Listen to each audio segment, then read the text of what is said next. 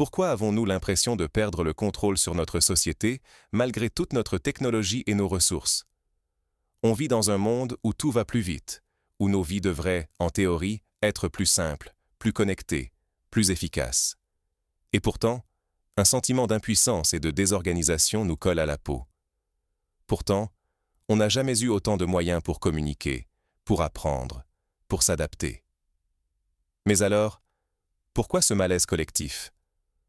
Beaucoup désignent du doigt la technologie, trop envahissante, trop rapide, trop inhumaine. D'autres accusent l'immigration, la diversité culturelle ou encore le manque d'engagement individuel. Mais est-ce vraiment là que se cache le problème? Ou est-ce qu'on refuse, inconsciemment, de regarder plus loin, de remettre en question nos propres réflexes culturels, la façon dont on éduque, dont on gouverne, dont on tisse des liens sociaux? Ce malaise, il se traduit chaque jour. Tensions dans les familles et au travail, incapacité à se comprendre, à dialoguer, peur du changement, impression que rien ne marche comme il faudrait. On se replie, on s'isole, et on laisse les fractures s'élargir. Si on continue d'ignorer cette crise sous-jacente, on risque non seulement de perdre le contrôle sur nos vies, mais aussi de voir se fissurer ce qui fait la force de notre société. Sa cohésion, sa réputation, et même notre capacité à agir ensemble face à l'incertitude. Mais comment en est-on arrivé là? Plongeons ensemble dans les racines historiques et sociales de ce phénomène. Qu'est-ce qui a provoqué cette perte de repères et ce sentiment de chaos?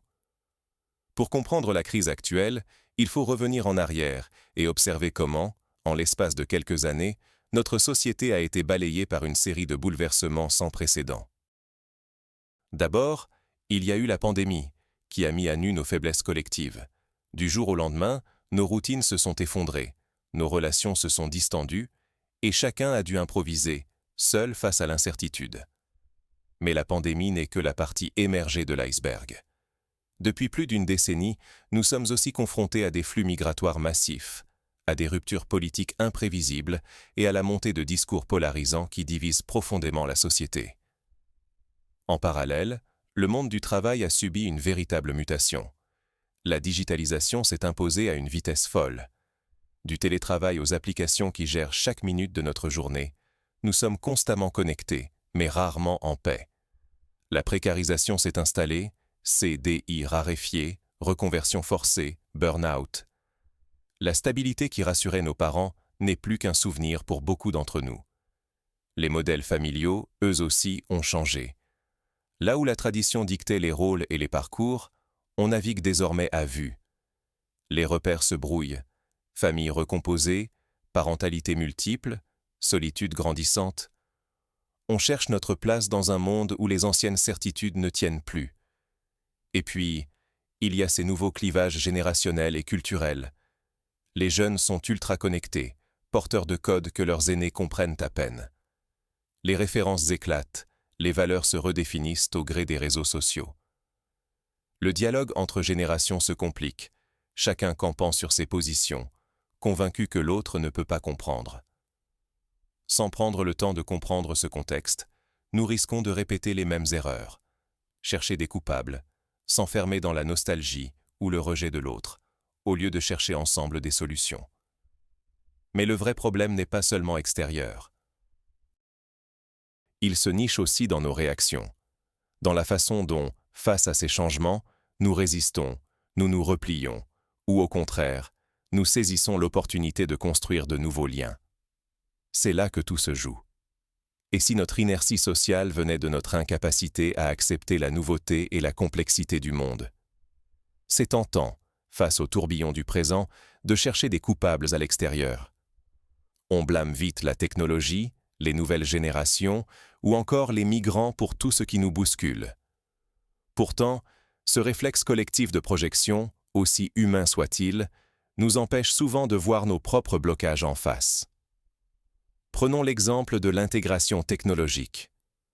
On entend partout que les outils numériques, l'intelligence artificielle ou les plateformes sociales détruisent nos liens, ruinent notre attention, polluent nos débats. Mais qui décide au fond comment on les utilise?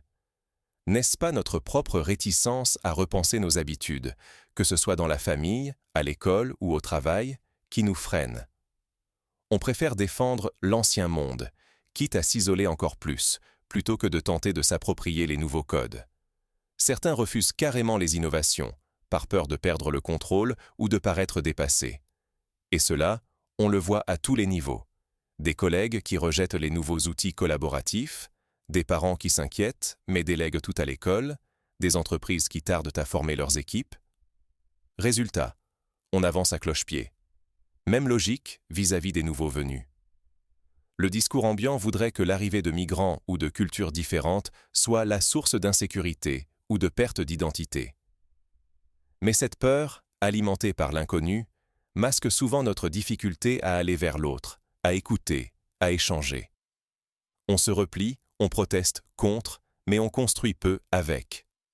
Et en refusant l'ouverture, on se prive d'idées, de créativité, de solutions partagées. Autre élément clé, la délégation de responsabilité. On attend des institutions, des spécialistes ou du gouvernement qu'ils règlent tout, mais on rechigne à s'impliquer, à prendre part aux décisions, à admettre notre part dans ce qui ne va pas. La démocratie devient alors un espace de plainte plus que de participation. Et plus la complexité croît, plus la tentation du repli sur soi s'installe. Ce n'est pas mon problème. Je n'y comprends rien. Qu'il s'en occupe. C'est une impasse. Ajoutons à cela le fossé générationnel. Les jeunes grandissent dans un monde hyper connecté, là où les aînés se sentent souvent dépossédés de leurs repères. Ce malaise face à la vitesse du changement nourrit l'incompréhension mutuelle. Les plus âgés peinent à suivre, les plus jeunes à expliquer. Chacun campe sur ses positions, et la société avance en ordre dispersé. Ce qui se joue ici, c'est bien plus qu'un simple malaise passager. Si notre réponse collective au changement reste la peur, le déni ou la recherche de boucs émissaires, nous laissons la division et la méfiance miner notre avenir. Notre bien-être, notre stabilité et la solidité de nos liens sociaux sont tous menacés si nous refusons de nous interroger sur nos propres résistances. Mais alors, si rien ne change, à quoi faut-il s'attendre? Voyons maintenant quelles pourraient être les conséquences si nous continuons à fermer les yeux. À quoi pourrait ressembler notre société dans 10 ans si cette inertie perdure? Imaginez un instant. Si l'on continue à éviter les vraies questions, à s'enfermer dans nos habitudes, nos groupes, notre manière de communiquer et d'apprendre, on risque de s'enfoncer dans un scénario franchement inquiétant. On parle ici d'un isolement encore plus marqué, des individus seuls face à des écrans, des familles éclatées, des générations qui se parlent à peine, et une méfiance généralisée, que ce soit envers les nouveaux venus ou même les voisins de longue date.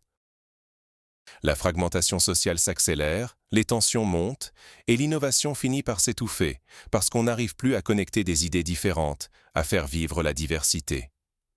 On perd alors ce qui fait notre force, la capacité à s'adapter, à inventer ensemble, à faire société, tout simplement.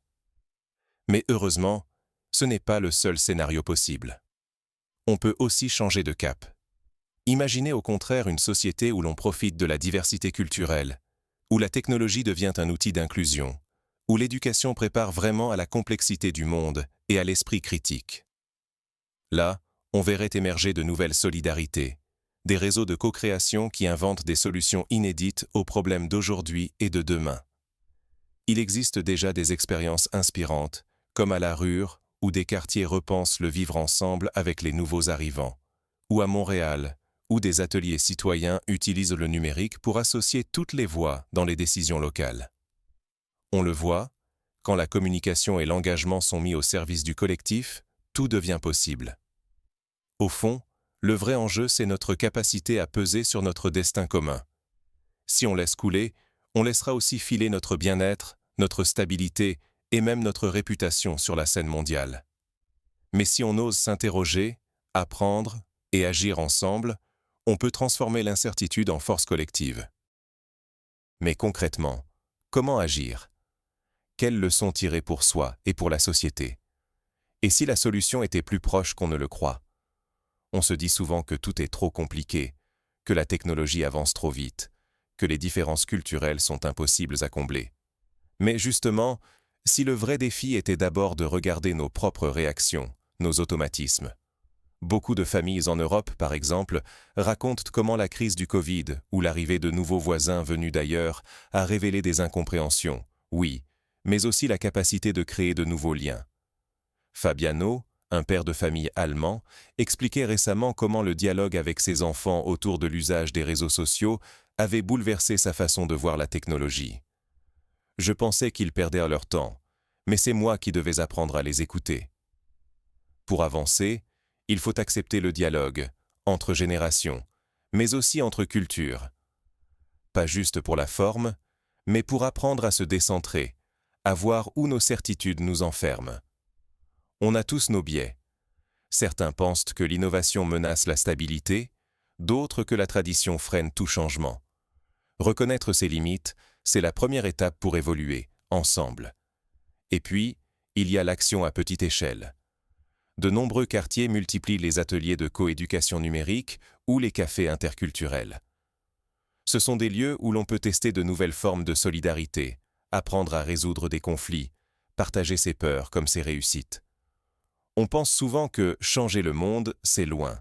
En réalité, c'est peut-être juste apprendre à écouter le voisin, à se former, à s'impliquer dans une initiative locale. Tout cela suppose de redéfinir la responsabilité. Ce n'est plus seulement une affaire de loi ou de politique, mais de choix quotidiens, d'engagement individuel collectif. L'innovation sociale naît de cette volonté de bâtir autre chose, même à toute petite échelle. Si on ne fait rien, si on attend que « ça passe », on laisse filer notre pouvoir d'agir, et la société s'éloigne un peu plus de ce qui nous relie. En conclusion, quelle première étape choisir pour sortir de l'immobilisme? Reprendre en main notre avenir, c'est un choix collectif et personnel. À l'heure où tout s'accélère et où nos repères sont bousculés, il serait facile de céder à la nostalgie ou de chercher des coupables parmi la technologie ou l'arrivée de nouvelles cultures. Pourtant, la vraie question reste. Sommes-nous prêts à repenser nos habitudes, à ouvrir nos esprits et à tisser de nouveaux liens? Comme l'ont montré de nombreuses études universitaires évoquées tout au long de cette vidéo, la crise actuelle n'est pas juste un problème de machines ou de frontières. C'est d'abord une crise de confiance et de responsabilité partagée. Si chacun d'entre nous garde le réflexe d'attendre que les autres agissent à notre place, on risque de perdre peu à peu notre pouvoir sur notre environnement, sur notre temps, notre vie, notre bien-être. Mais si, au contraire, on choisit d'apprendre, de dialoguer, de s'adapter et d'innover ensemble, alors on pourra collectivement préserver ce qui compte vraiment, la stabilité, la réputation et surtout la cohésion de notre société.